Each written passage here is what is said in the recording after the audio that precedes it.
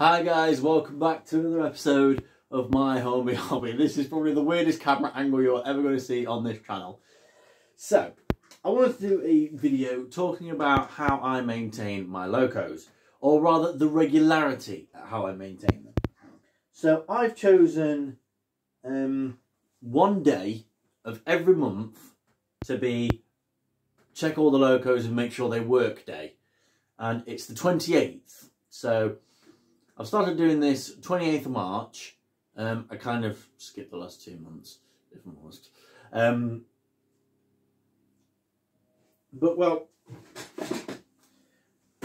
You may remember this. This is the maintenance journal. And right at the back, it's so simple, anyone can do it. I literally just write down what day I want it to be. So 28th of March 2021.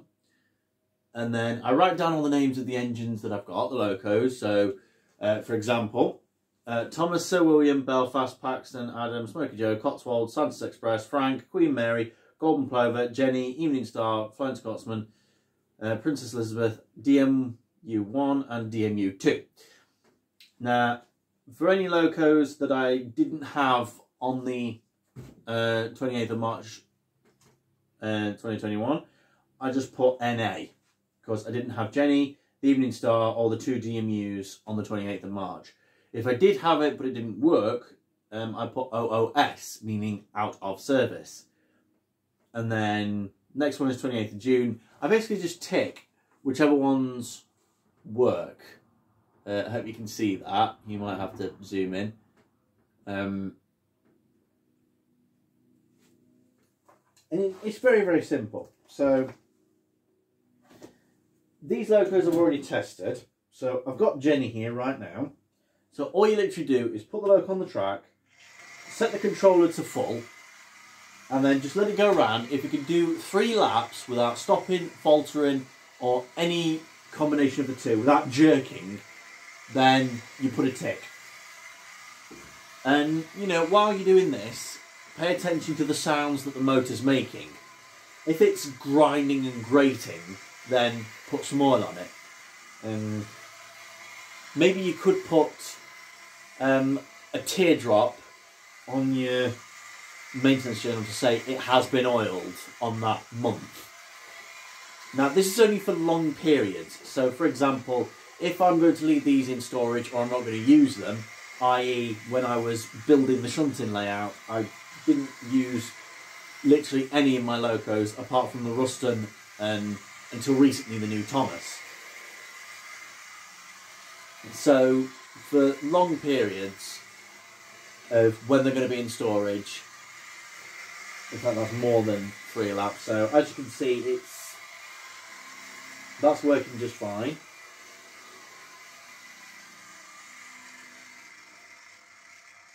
And it does a wonderful crawl, this one. And it does that Hornby hum that you come to expect. Maintain your Locos, people. Maintain your Locos. See it? And, well, it's always good to check each and every one of them. So here we've got Cotswold, which is the locomotive that started it all. This is what kick-started all this. Yes, obviously it was red and had LMMR on the side tanks. But I saw this picture on Instagram and I just wanted to do it. So you just watch it go round. That's at full power. Listen to what the motor's doing. See if the conrods are being a bit weird or if the engine is shaking. You know, just check it over. That seems pretty good.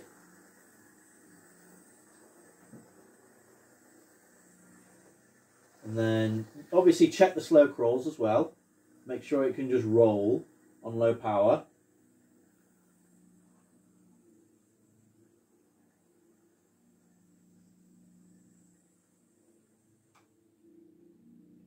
Booty Tesh. That's probably the best one. Then check every single one of your Locos and so on and so forth. You know, I mean, for example, one of the new DMUs that we've got, I call this one DMU1 because it's got the most detail. And the DMUs, to be honest, I've had a few issues with, which you'll probably end up seeing. See, look at that. It jerked a bit there, it goes fast around there, gets to there, slows down. So we know that's an issue. So the nut is jerking. So there we go, and it's stopped completely now. So clearly there's an issue with that. So I then take it to the maintenance platform and get it to work. And then any Locos that have had to be serviced on that day, I put a spanner next to it.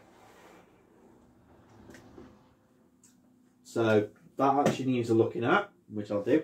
So yeah, just allocate one day of every month that you check your Locos. Okay, each and every one that you've got. It doesn't matter what day it is, or date rather. Obviously regular running really helps, but if you're not going to use the layout for a while, or if they're in storage while you're doing work, whatever it is, or if you're moving house, something like that, if your Locos are in storage or they're not being used for long periods of time, do this. Get a loop of track or something, or even a rolling road would do, and just check it, just to make sure it's working. Because what you don't want to happen is to get the Loco out and then turn on the controller and it doesn't work. And then you'll have to do a complete strip down, and, well, you'll have to clean the motor and the commutator and all that, and you don't want to do that. So finding it early, just like cancer, finding it early makes it treatable. Because issues start small and they get big. So yeah, it's fairly simple. So if you've got yourself a notepad and you've made it into a maintenance journal, right at the back, or maybe even not right at the back, maybe leave a good, I don't know, 6, 7, 10 pages, however many pages you want, to say this is the servicing journal, I guess. So yeah, try to tag, 'cause it's really good. It really does help, because I'm then able to look at it and say, right, which one.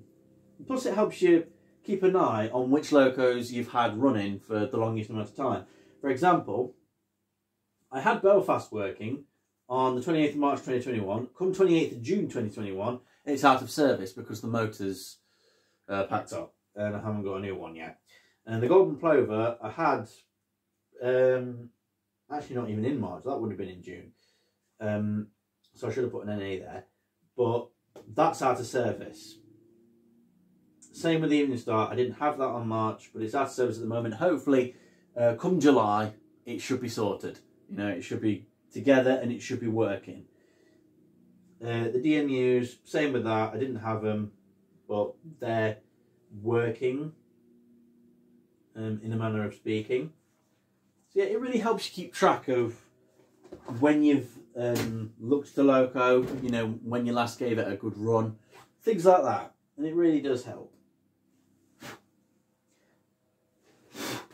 So yeah, I hope this helps you out, and I hope you like the attempt I'm making at looking like an engineer. Just got my flat cap on, my overalls, and my 2 badges.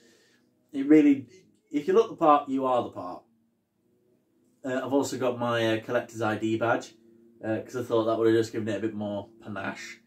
Since I've got my 2 Hornby pins, you know how drivers and engineers, they'll have a badge showing what railway they're part of. I'm part of the Hornby Railway, and I think that really, really works. So, yeah. So that's it for this video, guys. Hope you enjoyed it. If you did, like, comment, subscribe. Always much appreciated. And until next time, stay safe and thanks for watching.